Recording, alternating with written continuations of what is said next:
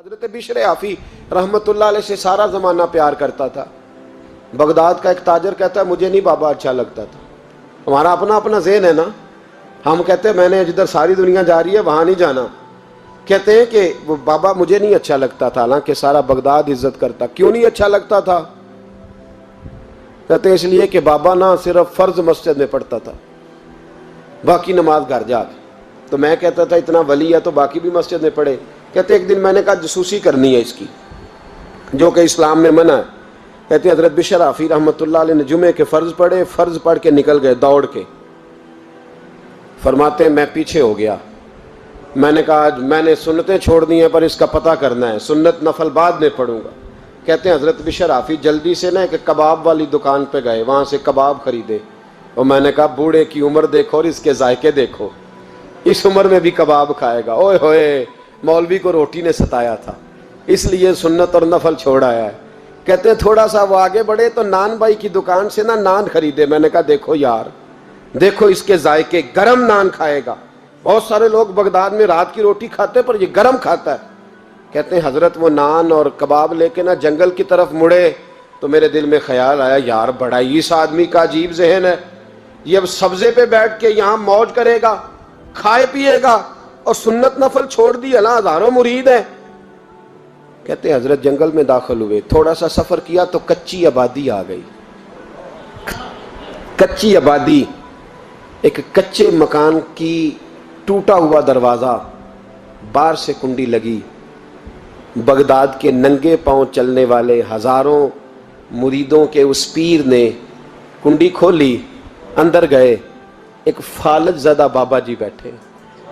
کہتے ہیں حضرت بشر آفی نے اپنی پگڑی کھولی اور اس آدمی کے منہ سے پانی نکل رہا تھا، رال ٹپک رہی تھی۔ کہتے ہیں پہلے اپنی پگڑی سے منہ صاف کیا، پھر پیالے سے پانی ڈال کے منہ دھویا، پھر حضرت اس کے ٹانگوں پہ کپڑا ڈال کے روٹی کا لقمہ توڑ کے اس کے منہ میں ڈال کے کہنے لگے بابا ناراض نہ ہونا، جمعے والے دن مجھے دیر ہو جاتی ہے، ابھی تو میں نے سنت اور نفل بھی پڑھنے ہیں، ناراض نہ ہونا، مجھے دیر ہو جاتی ہے۔ کہتے ہیں وہ بابا رو پڑا اور کہنے لگا بشر یار 14 سال ہو گئے تو روز آتا ہے، 14 سال، یہ 1 صدی کا قصہ ہے، 2-4 برس کی بات نہیں، 14 سال سے تو روز آتا ہے، میں پتہ نہیں کب تک لاش بنے پڑا رہوں گا، تو کب تک آئے گا؟ حضرت بشر آفی نے بابے کے یہاں سے پوچھ کے کہا بابا فکر نہ کر، آج کے بعد یہ جملہ نہ کہنا کہ تو میرے لیے بوجھ ہے۔ فرمایا لوگ سمجھتے ہیں کہ میں نے عبادت کر کے مقام پایا ہے، لوگ سمجھتے ہیں میں نوافل زیادہ پڑھتا ہوں، دنیا جانتی ہے کہ میری رات کی تسبیح زیادہ مضبوط ہے، پر میں ان میں سے کوئی بات بھی نہیں، میں تو تیری نوکری کرتا ہوں تو اللہ نے میری عزتوں میں اضافہ فرما دیا ہے۔ سوچ ہی صاف نہیں، نظریہ ہی ٹھیک نہیں، فکر ہی ٹھیک نہیں۔ اسلام نظریے کا مذہب ہے، سوچ کا۔ مسند امام احمد بن حنبل کی حدیث سنی، حضرت انس بن مالک فرماتے ہیں جب انسان نے روزہ رکھا ہوتا ہے نا تو روح ویسے ہی پاک ہوتی ہے اس کی۔ میں نے یہ سوچا کہ کچھ باتیں ایسی کی جائیں جس سے تھوڑی سی سوچیں بھی تبدیل ہوں، کچھ سوچوں کا وضو، سوچوں کا غسل، افکار و نظریات کی بھی بات ہو۔ ہم سمجھتے ہیں کہ شاید کثرت عبادت اصل ہے۔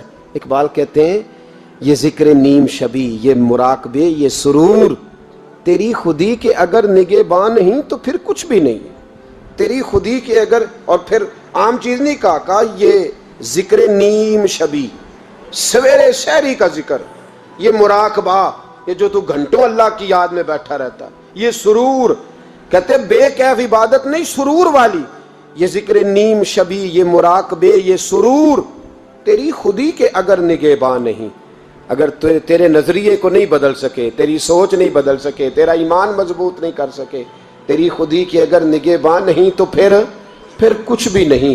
اور خرد نے کہہ بھی دیا لا الہ الا اللہ تو کیا حاصل، دل و نگاہ، دل و نگاہ، دل و نگاہ اگر مسلمان نہیں تو پھر کچھ بھی نہیں، دل و نگاہ۔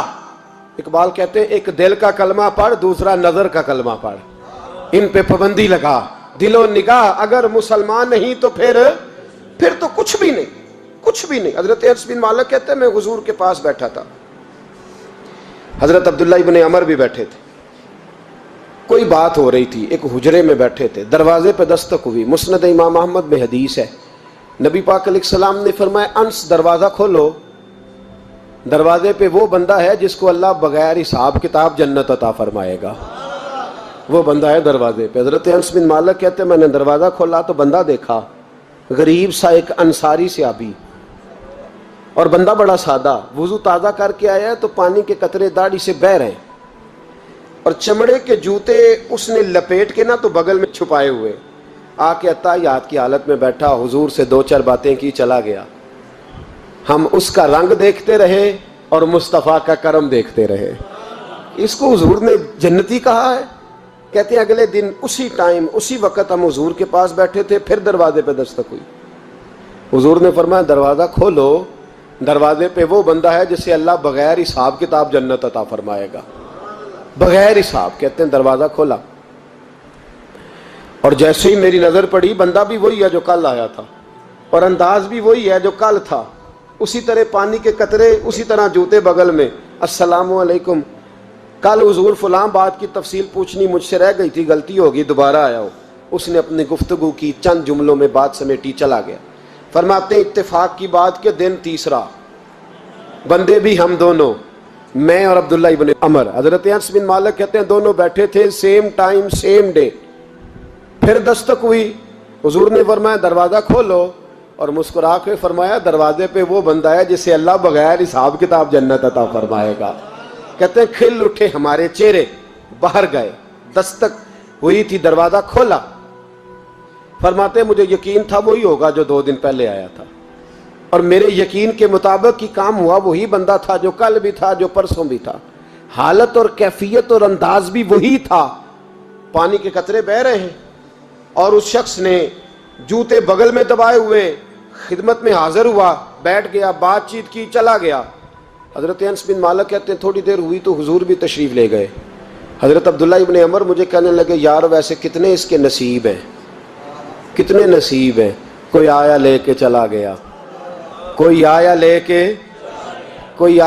کے چلا گیا، کوئی عمر بھر بھی نہ پا سکا، میرے مولا تجھ سے گلہ نہیں، یہ تو اپنا اپنا نصیب ہے، یہ تو اپنا اپنا، اور نہ کسی کے حال پہ طنز کر، نہ کسی کے غم کا مذاق اڑا، وہ جسے چاہیں جیسے نواز دے، یہ مزاج لطف رسول ہے صلی اللہ تعالی علیہ وسلم۔ کہتے ہیں ہم لوگ گفتگو کرنے لگے، عبداللہ ابن عمر مجھ سے کہنے لگے یار ویسے پتہ کرنا چاہیے یہ کون سا عمل کرتا ہے، پتہ کرنا، جیسے ہم نہیں پتہ کرتے کہ یہ بندہ بڑا چمک گیا، پتہ کرو کون سا کاروبار کرتا ہے، ذرا اس کی جاسوسی تو کرو۔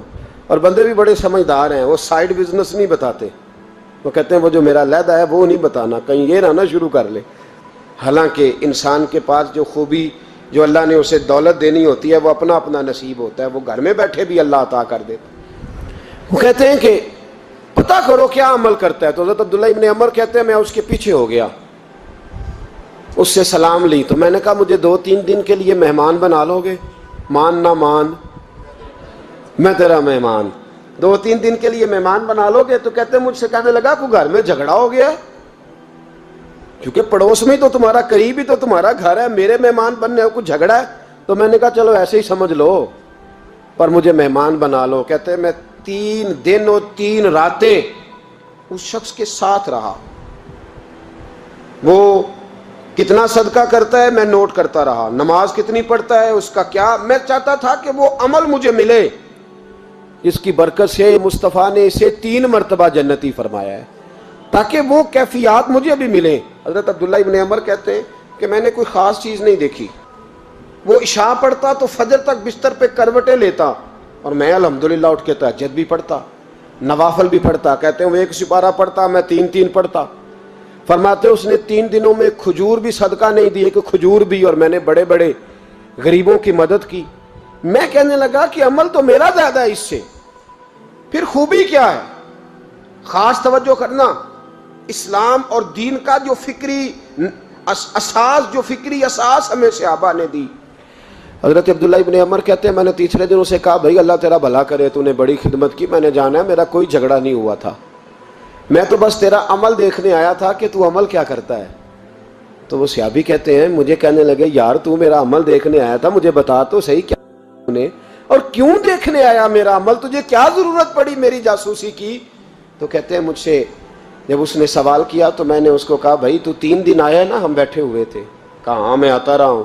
کہا 3 دن نبی پاک نے فرمایا اللہ تجھے بغیر حساب کتاب جنت عطا فرمائے گا۔ تو میں چاہتا تھا کہ میں ذرا جاسوسی کروں، ذرا دیکھوں، کھوج لگاؤں کون سا ایسا عمل ہے، آپ بھی ذرا دھیان دیجئے گا، کون سا ایسا عمل ہے، حالانکہ تو عشاء پڑھتا ہے اور اٹھ کے فجر پڑھتا ہے، میں تہجد بھی پڑھتا ہوں، تیرا سپارہ 1 ہے میرے 3 ہے، کون سا ایسا عمل ہے جس کے سبب تجھے جنت ملے گی؟ کہتے ہیں وہ صحابی کہنے لگے یار کوئی ایسا عمل نہیں، کوئی شے نہیں، میں اس قابل ہی نہیں، من نانم کے من دانم، جو میں ہوں مجھے پتا ہے۔ کہا پھر کوئی بات تو ہوگی، تیری مہربانی بتا دے، میں نے 3 دن 3 راتیں محنت کی ہیں، بتا دے۔ کہتے ہیں وہ کہنے لگے اگر تجھے بتاؤں نا تو پھر سن، میں جب رات کو سوتا ہوں تو اپنے دل پہ نظر ڈالتا ہوں، اور سویرے جب اٹھتا ہوں تو پھر اپنے دل پہ نظر ڈالتا ہوں، موبائل پہ نہیں، کنجی پہ نہیں کہ چابیاں کدھر ہیں، بٹوے پہ نہیں، میں رات کو سوتے ہوئے بھی اپنے دل پہ نظر ڈالتا ہوں، سویرے اٹھتے ہوئے بھی میں سب سے پہلے اپنے دل پہ نظر ڈالتا ہوں۔ فرماتے ہیں الحمدللہ میرے دل میں کسی کا حسد نہیں ہے، کسی کے بارے میں کوئی کینہ نہیں ہے، کوئی کسی کے بارے میں میل نہیں، میں اللہ کے ہر بندے کے بارے میں سوچ، نظریہ، فکر اچھی رکھتا ہوں۔ اور فرمایا میں تیرے بارے میں بھی عبداللہ یہی سوچتا ہوں کہ تو مجھ سے زیادہ نیک ہے۔ الحمدللہ اس وقت بھی میرا ذہن یہ ہے کہ انس بن مالک مجھ سے زیادہ پرہیزگار ہے، اس وقت بھی میری سوچ یہ ہے کہ محبوب کے سب صحابہ میں سب سے کمزور میں ہی ہوں۔ نابد عبداللہ ابن عمر کہتے ہیں میں نے اس کا ہاتھ چوما، میں نے کہا سمجھ آ گئی ہے، تیرا نظریہ، تیری سوچ پکی اور سچی مسلمان ہے، تو دل اور روح کا مسلمان ہے، تو نظر اور روح کا مسلمان ہے۔ یہ سبب ہے کہ اللہ کے رسول نے زمین پر چلتے ہوئے بھی تجھے 3 دفعہ جنت کی بشارت عطا فرما دی۔